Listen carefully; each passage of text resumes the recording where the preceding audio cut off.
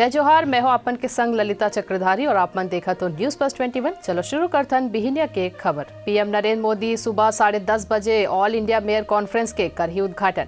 गृह मंत्री अमित शाह दोपहर 1 बजे लखनऊ में सरकार बनाओ अधिकार पाओ के रैली में हो ही शामिल। फ्रांस के रक्षा मंत्री फ्लोरेंस पार्ली भारत दौरा बराही, रणनीतिक और रक्षा संबंध पर करही बात। पीएम मोदी यूपी के बीजेपी सांसद मल्ले आज मुलाकात करही, कुल 40 सांसद रही मौजूद। किसान आंदोलन खत्म होए के बाद सबो तरह के गाड़ी पर खोले गई सिंघू बॉर्डर। राहुल गांधी के बीजेपी ऊपर हमला, कहीं झूठ और भेदभाव ले देश ला करे जात हवे कमजोर। हैदराबाद में ओमिक्रॉन के 4 केस मिले, अब तक भारत में 87 केस। छत्तीसगढ़ में भाजपा के 9 बागी निष्कासित। जामुल नगर पालिका के पूर्व उपाध्यक्ष संग सबोला 6 साल पर पार्टी ले निकाले गई। छत्तीसगढ़ के आईएएस बारदाना पर कोलकाता पहुंचिन, कहीं उपलब्ध कराए बारदाना ताकि बिना दिक्कत के होवे धान खरीदी। राज्य सरकार हा कहीं यूपी में ऑक्सीजन के कमी ले कोनो जान नहीं गवाइन हवे।